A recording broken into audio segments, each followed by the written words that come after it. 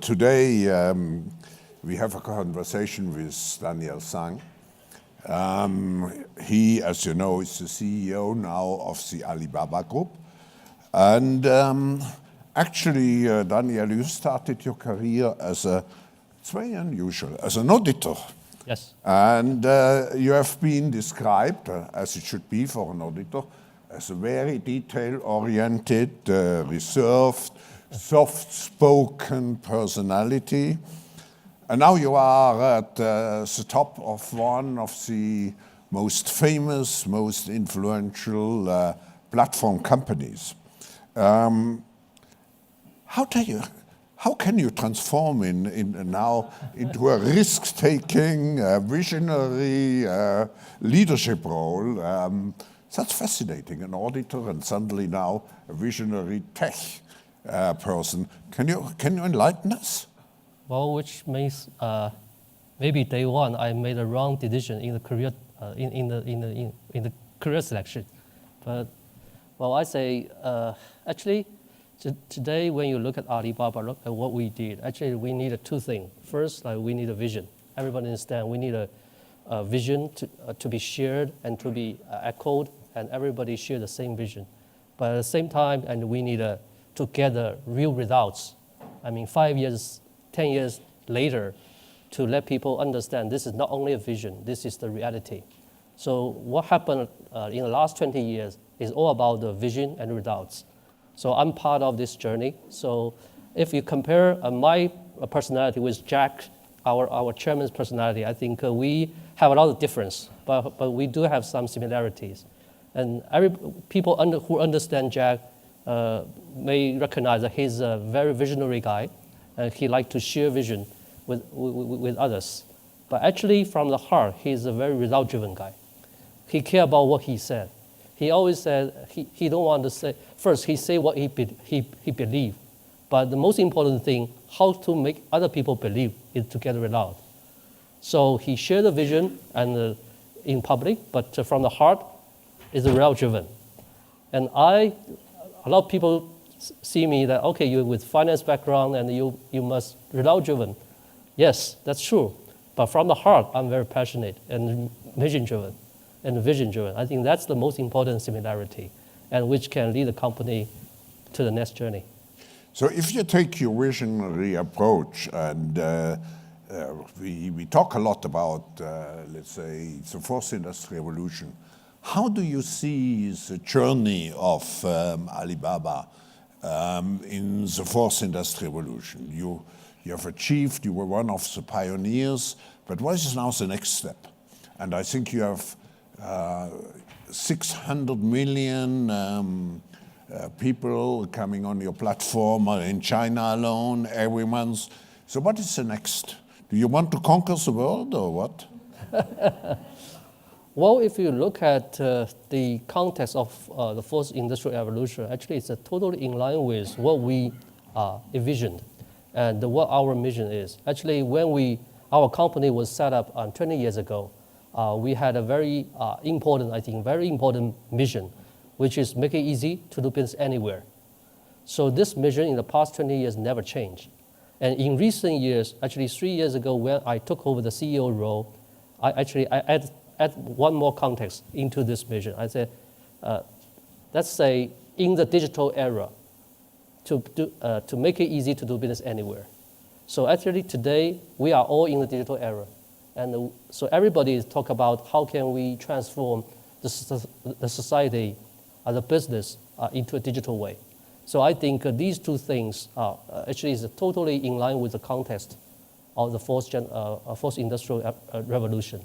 And how to take this advantage, use the data technology, use the new technology to make a good transformation in this fourth industrial revolution. Daniel, when I'm going to China, and you know I'm going often to China, and I talk to government leaders, business leaders, or government leaders, even up to the highest levels, you feel China has fully embraced this notion of the fourth industrial revolution. Do you feel there's a gap between China and the rest of the world, which I mean, if we think at the consequences which would lead to a supremacy of China in the fourth industrial revolution? Well, to be honest, I do feel a gap. If people spend some time in China, living there for 6 months, I think I have high confidence that people will have the same experience. And take example like today when we live in China, and you don't have to take a wallet with you. You have your phone. You can do anything. You can make payment. You can buy some food. You can go to cinema. You can take subway. Anywhere you go, you just with a phone. But now I think what we talk about in the developing economy, in the developed economies, and most people still living with a credit card. So, but that's a real example to show why we move faster in China, because actually credit card, I mean, is not that well penetrated in China, even now. So which means that we skip pretty much the credit card society and into a mobile society. Just like today, in some Southeast Asia country, they just skip the PC time and go directly to mobile time. So I think if we look at the development history, if the existing infra is not good enough, which also create a new opportunity, which is you just go direct ahead to the next stage, and maybe you can be even better. So that is the situation today. But I feel some people are very afraid of how data are used in this context. Oh. And yesterday, Chancellor Merkel spoke about the question, who is actually owning the data? Is it the supplier of the data? Is it the receiver of the data? Or is it the platform in between? What is your opinion? Well, I think the most important thing is that we all recognize that if no interaction between the relevant parties, no data. Why data generate is because of behaviors. Because of behaviors, you get the data. Because of interaction with the different parties, then you create the data. So I think today people talk a lot about ownership. I think the most important thing first is like if the data is there, let's think about how can we better usage of this data? How can we make the usage of data to be transparent to everybody, not just to a few parties, but everybody are inclusive to know how to use the data and how to protect the data. I think that's very, very important. Do we have trust in data? I just want to make, to see with the audience, who is not on Facebook? Ah, yeah, very interesting. Who is not on Twitter? You see, people do not trust. What is your reaction? Well, which means that the people living in this, sitting in this room, we need to know more about the millennials, about people. I think if such a high percentage, which means that both of these two companies cannot have so many users around the world. I think young people today, they are living on internet. That's the fact. Look at what happened in our family. Look at what happened in our kids in their life. They are the generation living on the internet, living on mobile internet. Just like when we were born, we think electricity, light are so natural. And today, the younger generation, the Generation Z, when they born, they think the iPad, the iPhone is such a natural thing to be used. So I think that's today's lifestyle. I could follow up now with another question. Who knows of you that his children are not on Facebook? You see? No one. Very few. So, as you said, it's also a generational issue. Well, Professor, actually, for the young generation, Facebook is just one of the choices, but not all. And they think if their parents are on Facebook, they will never go there. But let's generalize this issue. And You have made the transition from a, how shall I say, please excuse the expression, from a relatively narrow-minded auditor to a tech-savvy leader of one of the biggest companies. So it needs also an internal transformation to embrace this new world. What would you, out of your experience, tell the audience what they should do to be really at the forefront of the fourth industrial revolution? Well, I think whether or not you like or not, it is happening. That's the most important thing. So rather than we question it, we hesitate, I think we just go ahead and to embrace this, to try to find a way and try to find good way to in the new, in terms of how to use the new technologies, in terms of how to better use of AI, so on and so forth. So I think that's the most important thing, to be an innovator. If not, and someone else, they will be innovative, and they will ahead of us. And take my experience in Alibaba. Actually, this is the same thing. As you said, Professor, I joined the company with a financial background and as the CFO of the company. But why I moved to the business role is because actually we have so many young business. I have to be part of them. And I have to take responsibility to make sure this could be a sustainable, successful business. So that's why I switched. It's a very, very natural way from the financial role to business role. Just think about, we need to survive. We need to go ahead. We need to win in the market because the market changed. We have to go ahead. No choices. So maybe after 10 years, I realized, okay, it's good to be a business. It's much better to be a business leader, compared to just a financial professional. But the key thing is how to embrace the change, how to think differently, and not just wait for something to happen. In order to do so, do you have challenges inside your, let's say, narrow CEO's office? What culture do you establish? Because it's the age of the new technology is much more fluid, and you have to take decisions before you have 100% knowledge about the situation. So how do you make sure that you have also controversial inputs into your decision-making process? Well, I think today we are facing a lot of uncertainties, and we are in a very fast-changing world, and we are also have a lot of questions about the future. But the key thing is we make concrete steps to move forward. We try. Try is very important. Maybe this try result in a good or even bad result, but at least we try. We know this is wrong. Then we can make some adjustment and try again. So actually, we always say don't be afraid of making mistakes. Then the more mistakes you made, then the more corrections you have, and you know the direction. But the big picture is always there, which is like, as I said, today we are all in this era, in this digital era, in this fourth industrial revolution era. So the big picture is always there. It's all about how can we try it, how can we find a path to get there. So we have a lot of young people around us. So don't be afraid, be challenged by the young people. And they may bring you some ideas you never heard of. But just do not simply say no. But we have advantage. We are actually working on internet. We are living on internet.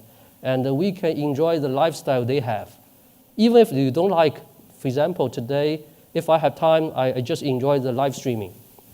Because today on our platform, people don't just have a listing to sell their products. People do live streaming. And the ladies just do the live streaming to show how to make up. Then over 1 hour, they can sell tens of units of products and to the followers.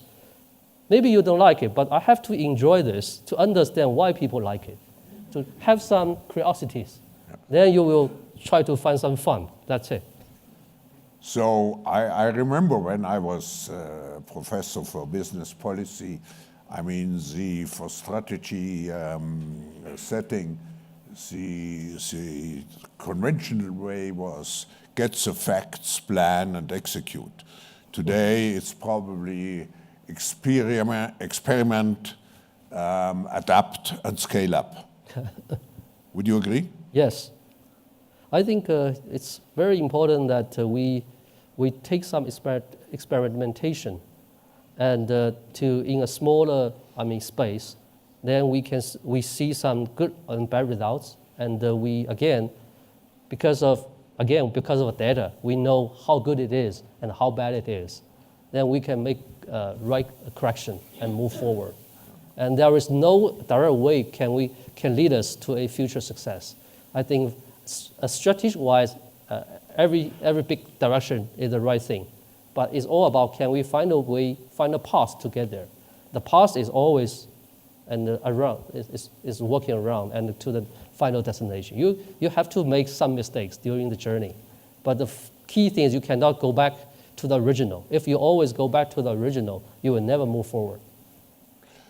Now, in some way, the big elephant today in any business unit looking at the future is artificial intelligence. You are one of the leading companies.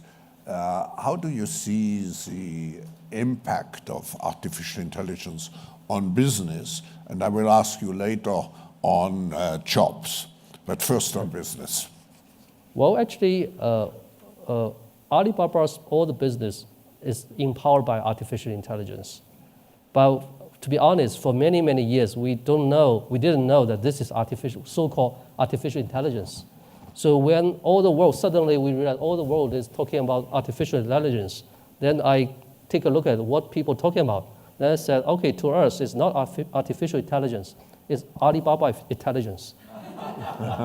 Because all operations are powered by data technology. And we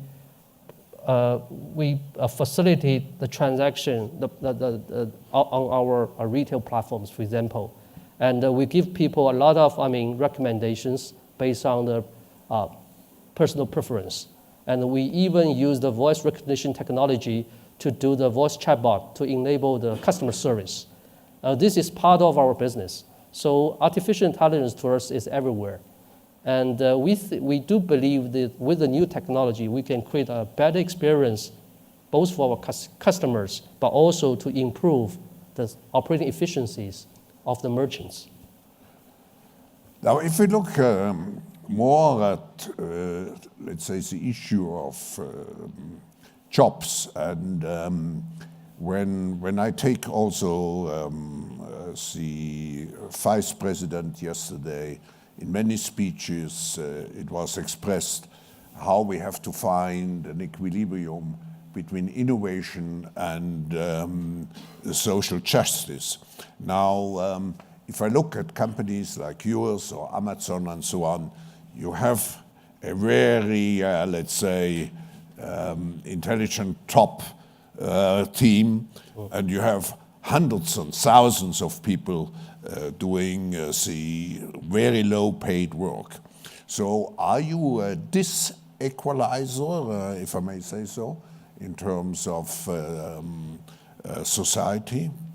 Do you create a polarization in the society by taking away this middle section?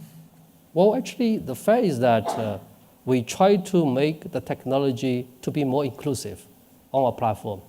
To remember our mission. Our mission is that make it easy to do business anywhere, which is we are not trying to make ourselves to do a better business. The key thing in Alibaba is to be a good enabler, to enable the participants on the platform to do a better business. But how can we be a good enabler? Is the technology. Because of technology, we can help our merchants, our sellers, to have efficient operation on our platform. Because of this, we can help the farmers, for example, from Rwanda. And the president just showed me the Rwanda president just showed me the recent example. We had some collaboration, and we helped the Rwanda coffee producer to sell directly to China. And the one-day sales equal to the last year's volume on our platform. So actually, if we can connect the supply with the demand directly, we can create a lot of synergies. But key thing is to make it more inclusive. And when we do this, actually, you can add more, value in the whole value chain.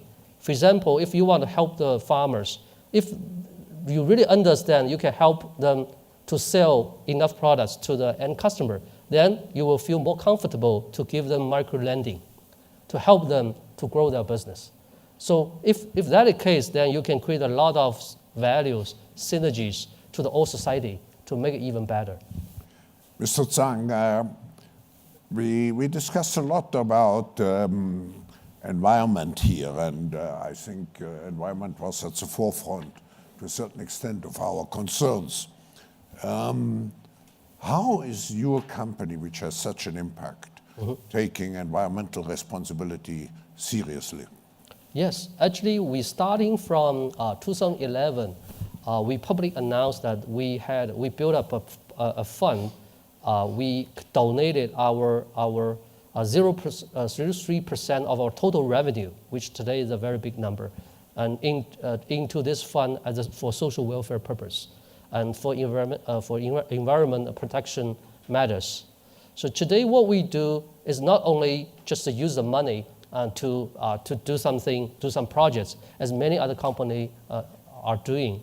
But what we do is leverage the commerce platform we build up. For example, we encourage the merchant on our platform to use the green material to do the packaging. And also, we help the people living in the poverty areas to help them to create their business and to sell the organic agriculture's products into the urban cities. So to do it in a more sustainable way is always our view. But we do have very, very strong commitment to make this, environmental protection, mission, not only a job for our own self, but also because of us, we can initiate all the participants on our platform to be part of this. What do you do concretely to eliminate, you mentioned it partially, but I say concretely to eliminate plastics in your business? Well, actually, first thing is about green material packaging. How to incentivize the merchants to use the green material packaging. I think today, with the development of e-commerce, everybody understands there are so many packages flying in the air. So how to use the green materials, that's the first thing. And we have very sophisticated program to incentivize the merchant to use the green material. Second is about, we always said, can we use the technology to synchronize the stock online and offline, to reduce the packaging fly in the air, but all the fulfillment and delivery can be from the nearest brick mortars, from the nearest warehouse of the merchants. By this way, you can substantially reduce the materials you use for the packaging. So again, technology need to play a very, very important role in the environmental protection. I think this is a very important aspect for everybody, how to use technology and how even in your supply chain or in your distribution chain, you make sure, not only inside your company, you make sure that you behave in an environmentally very responsible way. Let me come, I just watched at the time, let me come to a last but very essential question. Many people say that the present trade war between the US and China is only a symptom of a much larger, let's say, fight. It's a competition about mastership of the fourth industrial revolution. And if you interpret it in such a way, this war may have even more negative consequences on the digital industry, because that's where the war is fought out. What is your thinking here? Well, I think today, if you look at the trade war, you look at the U.S.-China relationship, I think actually from China's side, I would say most of the Chinese people want to expect see a better, a good resolution between the two countries. I think because people all realize that these two, world largest economies, if they can getting better with each other, then create a value and benefit for all the people around. And not only for these two countries, but also for many other countries. But for China itself, I think China has a lot of opportunities. And the trade war, all of this is one matter. But the most important thing is, can we make a better economy? And China is such a huge market with with over 1 billion consumers. And if we can make China the whole market in a right condition, it's a self-sufficient market. And as long as the consumption power is there, US, Europe, all the world, people want to come to China because the opportunity is there. So the most important thing is that the consumption power, which I believe today is China's strong growing driver in the future. Because if you look at the real increase in the past few years in China middle-class families, if you look at the household debts for Chinese families as compared to the US, actually it's very low. And the consumption power is there. People well know that Chinese people is used to a higher saving rate. People want to save money. So which make sure to give a good guarantee of their life quality. So the market is there, and today with the digital platform, Chinese people can access the worldwide information. They can follow the latest fashion. They even create a fashion for the world. So how can we make this consumption power to be a good engine for the future growth, and especially leverage the power of the digital technology to make the world transparent and flat? I think that's where the opportunity is. I think this is a good ending of our discussion, and it brought out, let's say, what is the essence of the World Economic Forum? Business success and social responsibility. So thank you very much, and I would say we wish you and Alibaba a good new Chinese year of the pig. I'm sure if we talk about the pig, that Alibaba will not get fat, but will remain agile. So thank you very much Thank you, Professor. for joining us this morning.